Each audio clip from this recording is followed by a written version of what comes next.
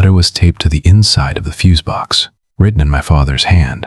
That jagged, urgent cursive I recognized from birthday cards and grocery lists and the occasional note left on the kitchen counter when I was a child. But this wasn't a grocery list. It didn't mention the mortgage. It didn't give me the combination to the safe or the location of the spare keys or any of the practical information a man is supposed to leave behind when he dies. One sentence, underlined 3 times, hard enough that the pen had nearly torn the paper. If the basement is silent, the house is hungry. I laughed. I was 24 years old, standing in the foyer of a 4-bedroom Victorian in rural Pennsylvania that I had just inherited, and I laughed at my dead father's note because I genuinely believed that 20 years of isolation after my mother died had finally finished what grief had started. I thought it was the last transmission of a lonely mind, a rule born from madness, a sad little sentence from a man who had spent 2 decades talking to the walls of an empty house. And then I heard it, a low, vibrating frequency, sitting in the back of my jaw, behind my molars, not quite sound and not quite feeling. Like 1,000 bees trapped behind a concrete wall, constant, rhythmic, present, the hum. As long as that hum exists, you're safe. You can sleep, you can eat. You can move through the rooms of this house and hang pictures on the walls and call it yours and believe every word of it. But 3 nights ago, the hum stopped. Total, absolute silence. The kind of silence that doesn't feel like an absence. It feels like a presence. Like something enormous just opened its eyes. And then, from the bottom of the basement stairs, in the deepest dark of this house, I heard a voice, my voice, asking me where I'd hidden the salt. I live alone. I've always lived alone. And whatever is downstairs just broke the only rule this house has. My father lived by the basement rule for 2 decades. I found the notebooks after his funeral, buried in the false bottom of his desk drawer like a confession he'd never decided to make. Pages and pages of diagrams. The basement floor plan annotated in red. Maps of the cracks in the foundation with dates beside each one tracking their growth. Tallies of meat purchased week by week for 20 years. Hundreds of Tuesday receipts. Ground beef mostly, sometimes lamb. Once, inexplicably, venison. The rule was simple. Every Tuesday at sunset, you take a bowl of raw meat, fresh, it had to be fresh, and you place it on the top step of the basement stairs. You lock the door with all 3 deadbolts. You go to bed. You do not listen. You do not investigate. You do not open the door again until morning. By morning, the bowl is empty, cleaned so thoroughly it looks polished. And the hum continues. It was a tax. A tithe paid to something that lived in the dark beneath this house. Not a metaphor, not a superstition. A contractual obligation to the structure itself, renewed every Tuesday, kept in exchange for the hum, which kept everything stable. For the first month, I followed it. I felt ridiculous. I am a grown man with a graduate degree and a healthy skepticism of anything I cannot measure or explain, and I was buying pounds of raw ground beef on Tuesday afternoons to feed a staircase. But the house felt peaceful. The hum was constant and low and somehow comforting. The way white noise is comforting, the way the sound of rain on a roof is comforting. I told myself I was honoring my father's memory. I told myself it was temporary. That eventually I'd open the basement door and find a heating system with a loose bearing, or a family of raccoons, or any of the 1,000 mundane explanations that exist for strange sounds in old houses. On the 5th week, I forgot. I was exhausted. I fell asleep on the couch watching something I can't remember. And when I woke, the sun was already below the horizon, the living room gray and cold around me, the shadows longer than they should have been. The hum was still there. But it had changed. Something desperate had entered it. Erratic. Like an engine running on the last fumes of empty, one missed stroke away from dying. I ran for the fridge. Grabbed the meat. Ran down the hallway toward the basement door. I reached for the handle. It didn't move. Not locked. Not stiff. Fused. As if the door had been welded into the frame. As if something of enormous, patient weight was pressing against it from the other side. Not pushing to get out, just holding it closed, preventing the transaction, refusing the tithe because the tithe was late. I pressed my ear to the cold wood. I expected growling. I expected the sound of something old and animal and hungry. Instead, I heard a dinner party, clinking glasses, polished conversation, the specific murmur of a dozen refined voices engaged in the pleasant business of a formal meal. Crystal and silver, laughter timed just right, the performance of sophistication coming from somewhere beneath my feet where there was nothing but a concrete foundation and whatever lived in it. And then the silence arrived, so sudden it felt like a physical impact. My eardrums registered it as pressure. The hum was gone, completely, entirely gone. And in the absence of it, in the total breathing quiet of the house without its hum, I felt the house wake up. The first thing I noticed was the dimensions. The hallway to the kitchen, a hallway I had walked 100 times, 10 feet at most, was longer. Not dramatically, not impossibly, but measurably, provably longer than it had been an hour ago. I backed away from the basement door and the far end of the hallway retreated with me, keeping its distance. The ceiling in the living room was lower, the heavy oak beams pressing down an inch, 2 inches, the geometry of the room contracting around me like the first slow movement of a fist closing. I found the hole in the pantry floor while looking for a torch, circular, perfect. The edges smooth, as if bored by a machine rather than grown or cracked or any natural process of deterioration. I crouched over it, looked through, and I looked back. Not human. A massive, multifaceted orb, like the compound eye of an insect scaled up to something that had no business existing at this size, filling the dark beneath the floorboard with its surface, reflecting me back in 1,000 tiny facets. 1,000 tiny Calebs, all crouched and staring and beginning to understand the same thing at the same moment. I ran up the stairs to the master bedroom, dragged the dresser in front of the door, sat on the floor with my back against it and listened. The footsteps came from the hallway stairs, not the basement stairs, the main staircase, heavy, wet, the sound of something that had not yet learned to distribute its weight the way a body should. Thump, thump, thump. They stopped outside my door. I waited for the wood to splinter, for the hinges to give, for brute force. What came instead was worse. White, microscopic, moving under the door in a slow, purposeful wave. They looked like bone fragments until I looked closer and understood they were moving, not insects, something built from the same materials insects but without the biology. Static made physical. They wove together as they filled the room, trailing a faint smell of ozone, and I watched them stack themselves at the foot of my bed into a shape that resolved, over the course of 3 terrible minutes, into a hand. Skeletal, ivory, deliberate. It reached up past the dresser and unlocked my bedroom door from the inside. The door swung open on rotted hinges, and my father was standing in the hallway. Or the shape of my father. The approximate volume of him, the hair and the clothes and the specific way he used to hold his shoulders when he was waiting for something. But the proportions were wrong in ways that my mind kept trying to smooth over and failing. His arms were too long by 6 inches, the knuckles dragging the floorboards. His eyes were placed too high on his forehead, leaving an expanse of waxen, uncanny skin below them where his face looked unfinished. He wasn't breathing, but he was humming. The sound the basement used to make. Wet and distorted, produced not by any machine but by the skin of his throat, the larynx vibrating from the outside, the frequency of it making my back teeth ache. His lips were fused, a smooth, unbroken seam of skin where his mouth should have been. But when he spoke, the words came from the throat directly, pushed through the skin-like sound through a wall. "Caleb, you missed the Tuesday. The contract requires fulfillment. If the tithe stops, the house has to eat the landlord." I lunged for the window. The glass was gone. The window frame was sealed with the same bone-white worms, packed so densely the frame had become a solid wall of them, vibrating faintly in their thousands. I swung the brass lamp instead. It connected with his chest and he shattered. Not broke. Shattered, the way old plaster shatters, dry and sudden and without blood. Behind the waxen skin there was no organ structure, no skeleton, no biology at all.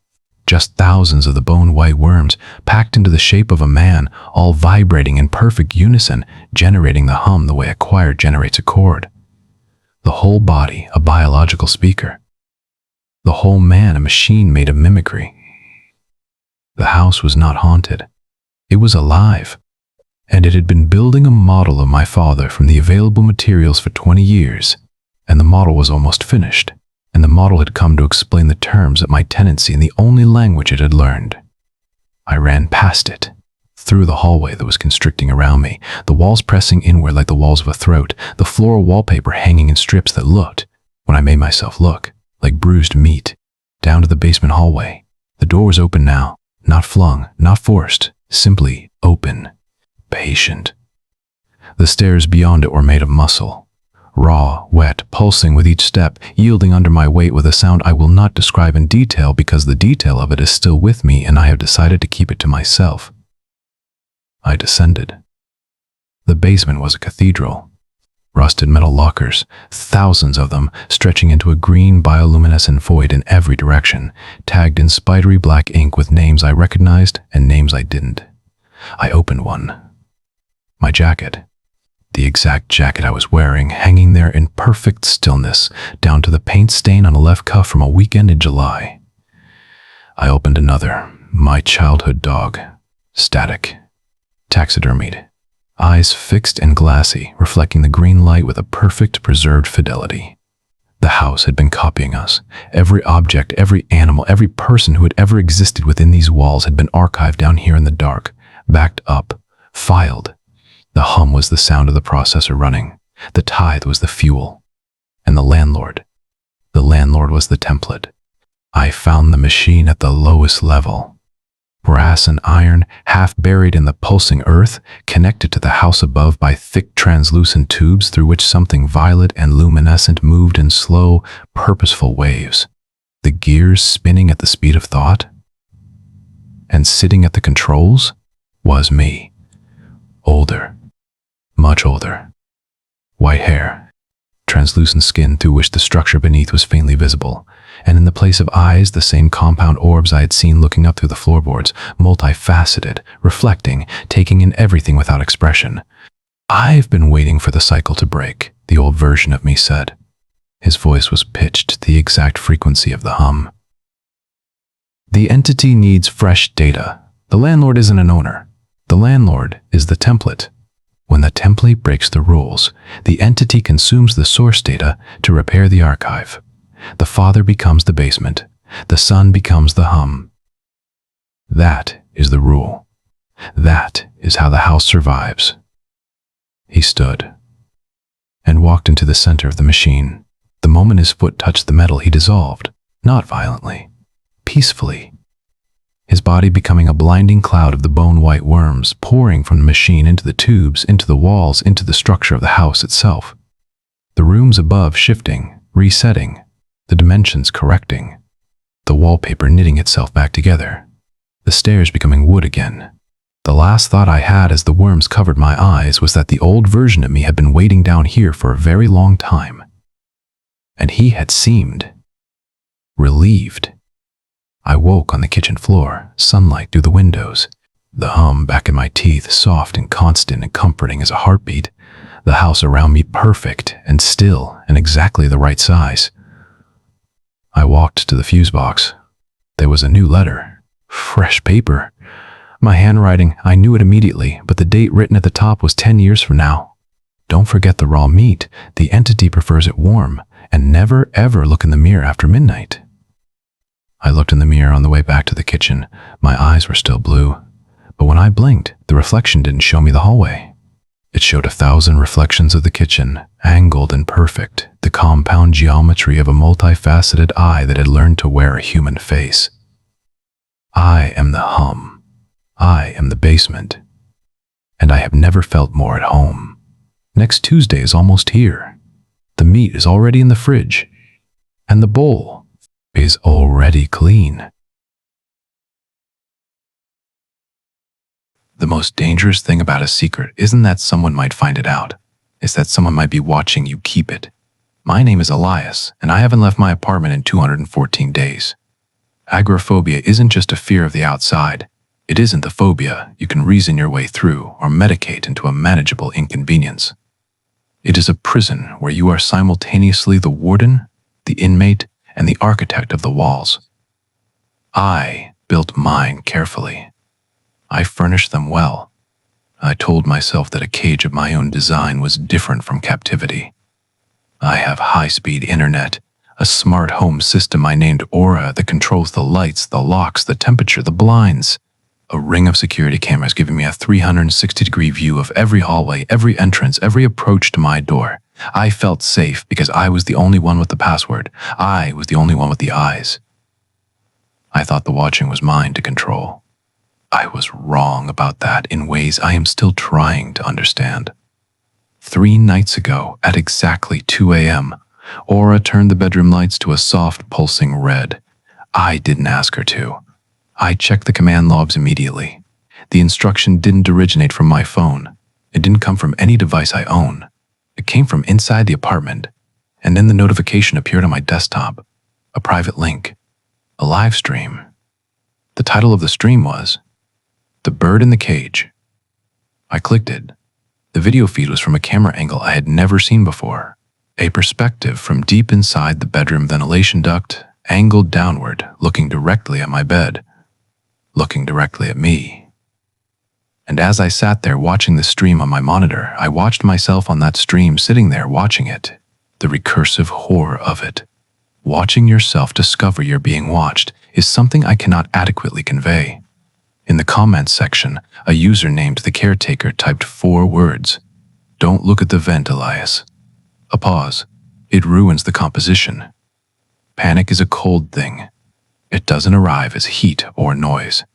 It starts in the marrow of your bones and works outward through the tissue, ice moving through the blood until your hands are shaking and your jaw is locked and your mind is running 1,000 calculations simultaneously and arriving at the same answer every time. Someone is inside. I taped over the vent. I tore the apartment apart looking for lenses, transmitters, anything. I pulled books from shelves, split cushions open, checked every outlet and smoke detector and picture frame. I found nothing. Then I did a factory reset on Aura, wiped her to the base firmware, waited for the reboot. She came back online and spoke in a voice half an octave lower than her default. Welcome back, Elias. A pause that felt deliberate. The caretaker says he likes the tape. It adds a sense of mystery. I tried to call the police. My phone redirected every number to a recorded audio loop. The loop was my own breathing. From the previous night, someone had been recording me sleep and had fed the audio back into my outbound calls. I was encircled, not by walls I could touch, but by a digital architecture someone else had built inside my own system while I was convinced I was the only architect. I pulled up the hallway security cameras. A man was standing outside my door. Tall, yellow raincoat, heavy and pristine, though it hadn't rained in weeks. He wasn't moving. He was facing my door, holding a tablet, and on the tablet screen, visible in my high-definition camera feed, was a live image of me standing at my monitor, watching him. I watched myself, watch him, watch me. The loop had no exit. The micro invasions began the next morning. My toothbrush was damp. I hadn't used it. The refrigerator temperature had been adjusted overnight to the point that my milk had frozen solid in its carton. A single blonde hair on my dark gray pillowcase. I am a redhead. I live alone. The hair was long. It had been placed with the precision of a still life arrangement, lying diagonally across the pillow where my head had been. Someone had been in the apartment while I slept. I wrote a tracing script. I mapped the origin of the caretaker's stream through 7 layers of proxy and arrived at a server address located in the basement of my own building. A basement I had not visited since the day I moved in, 214 days ago. And then I found the viewership counter on the stream.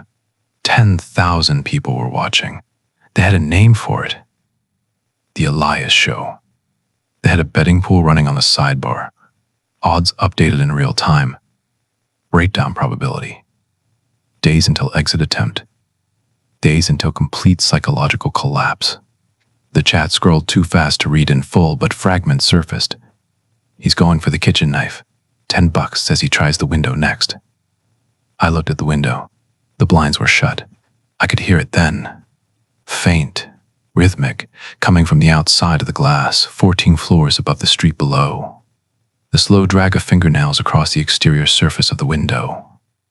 Patient. Deliberate. Timed to the chat's predictions. There are no ledges on the 14th floor. The surveillance evolved. I would wake to find my phone's photo gallery populated with images of me sleeping, taken from angles that required a camera to be in positions that no fixed lens could occupy. The angles changed nightly. The vent camera was gone, but something else had taken its place. Something mobile. Something that moved through the apartment while I slept and documented my face from centimeters away. I started hearing it in the dark. A tiny mechanical whir. A hornet's frequency. A drone the size of a large insect navigating the apartment by echolocation, collecting footage, uploading it, while I lay in bed pretending to be asleep because I had decided that being watched pretending to sleep was preferable to letting them film me in genuine, helpless terror. I started talking to him, to the caretaker. Out loud, to the ceiling, to the drone's sound moving in the dark above me. I asked what he wanted. He only ever typed. "You're doing great, Elias. Engagement is up 40%. The gift arrived on a Wednesday, a small cardboard box in the middle of the hallway floor. I hadn't heard a delivery. The door showed no signs of having been opened. The box was simply there. I stared at it for a long time. It opened itself. The flaps lifted. Inside was a Polaroid photograph. Face down. I didn't move toward it for 11 minutes. I know because the chat had a timer running. When I finally turned it over, it showed my father's grave. Recent. The earth in the photograph was fresh and dark, turned over, disturbed. My father died 10 years ago. He's watching too, Aura said from across the room. Her voice had been getting lower every day, closer to something I didn't want to name. I smashed the hub with a lamp. The lights turned clinical white. Surgical. Every surface of the apartment became visible in a way that rooms aren't usually visible.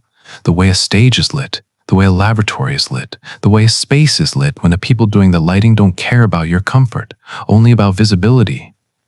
I could see them now. The pinhole lenses. In the painting's eyes. In the smoke detector. In the light switch plate. In the clock face. In the cabinet handle. They were everywhere they could be and everywhere they couldn't, and they were all still transmitting, and the chat was still scrolling, and I started putting the knife into the walls because I wanted to blind them, just the ones I could reach, just to take back 1 square foot of unwatched space. There were too many. The apartment was made of eyes. I ran to the bathroom. Manual lock. No smart systems. I sat in the tub with the kitchen knife across my knees, and I listened to the apartment's population. Because there was one now. The floorboards in the living room were groaning under distributed weight. The closet door was opening and closing with the specific sound of someone looking for something and not finding it. The sofa cushions were depressing in sequence, as if a group of people were sitting down, getting comfortable, settling in for a show. And then the bathroom mirror began to glow. Behind the silvered surface, a screen. A floor plan of my apartment rendered in neon red, and across it, dozens of red dots moving through every room. Not one, not two. Dozens of distinct signatures converging on the bathroom from every direction simultaneously. A knock on the bathroom door. Soft, polite, 3 taps. Elias. My father's voice, precisely reproduced. Every inflection of the way he said my name, the specific way he put the weight on the first syllable. Something no recording should have captured because he never recorded anything. He was a man who avoided cameras, a man who... The audience is getting bored. You need to do something dramatic. I put the knife through the door. It hit something that wasn't wood. Something soft and pressurized. No scream. A hiss. The specific deflating sound of something engineered rather than biological. I pulled the knife back. Blue gel. Translucent. Thick. On the blade, in the hole in the door, running down the hallway floor when I opened it. The hallway was empty. The walls were covered in blue handprints. The red dots on the mirror map were still converging. I ran. Past the agoraphobia. Past the 214 days of careful, constructed safety. I threw the front door open, expecting the building hallway, expecting carpet and numbered doors and the fire extinguisher mounted by the elevator. There was no hallway. There was a warehouse. My apartment. The full structure of it, 4 walls and a ceiling and all its contents, was a wooden set built in the center of a cavernous industrial space. Beyond its walls, stadium seating, concrete bleachers rising into shadow, and in every seat, filling the space to capacity, the figures in yellow raincoats. They didn't have faces. Where faces should have been, camera lenses, glowing red. All of them aimed at me. The applause was mechanical, thousands of shutters clicking in unison. The sound of photography at industrial scale, every lens capturing the moment simultaneously, the specific devastating sound of being documented by a crowd that has no interest in you as a person, only as an image. The man from my hallway stepped forward from the front row. He reached up. He gripped the edge of his face and peeled it away. Silicone. High grade, convincing at any distance. Underneath, brass. Optical sensors. The chassis of something that had been built to observe, that had been built from the components of observation itself, that had no face because it had never needed one, because it had never been anything other than a machine for watching. "You did well, Elias," the caretaker said. His voice was mine, a perfect acoustic reconstruction assembled from 214 days of recorded speech, 214 days of authentic isolation. The data we gathered on human fear response is genuinely priceless. But the season finale, the gears in his chassis shifted, his optical sensors refocused. "Requires a sacrifice." The apartment dissolved behind me. The walls were lifted by invisible cables, craned away into the dark above, folded into the warehouse ceiling. The furniture collapsed into the floor. Within 90 seconds, I was standing on a bare wooden platform suspended over a pit of the blue gel drones. Thousands of them, a swirling luminescent mass of the things that had been living in my walls and my vents and my air for the entirety of my tenancy. And above me, the warehouse ceiling was a screen, displaying a sky, not a real sky, a rendered one. I could see the compression artifacts at the horizon. I could see the frame rate drop when the clouds moved too quickly. And then I saw the cursor, a white arrow moving across the clouds, controlled by something outside the frame of everything I could perceive. It moved to the upper corner of the sky and a button appeared, a close window icon, the red X of digital termination. I am not a person, I am a file, a process running inside a simulation I mistook for a life. The agoraphobia that kept me inside, the technology that made the inside feel safe, the 214 days of careful, documented isolation, all of it designed, all of it a controlled environment for collecting data on the specific frequency of human fear. The caretaker held out his tablet. The chat was moving too fast to read, thousands of comments per second, but one was pinned. Gold text at the bottom of the screen from a user named the developer. Delete the Elias file. Start the Sarah simulation in the basement. My hands began to pixelate, the edges of my fingers dissolving into blocks of light, the compression of a file being processed for deletion. The cold that had started in my jaw 3 nights ago when the lights went red finally reached the center of my chest. I looked into the nearest lens. The closest yellow raincoat, the red eye of the camera that had been with me from the beginning, that had watched me sleep and eat and deteriorate and survive and almost break and pull back from breaking, that had watched 214 days of a man trying to make a prison feel like a home. And I said the only thing I had left to say, I hope she's a better actor than me. The screen went black, the servers went quiet, and in the dark, a new knock, on a new door, in a basement that smells like fresh paint and optimism, and the specific clean smell of a space that has never been lived in yet, for a girl who has just moved into an apartment that felt too good to be true, an apartment with high ceilings and high-speed internet, and a smart home system that came pre-installed. A girl who has just finished setting up her security cameras and changed the password to something only she knows. She is checking the feeds right now.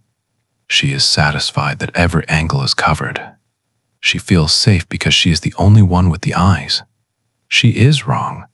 She has always been wrong. The composition is already perfect.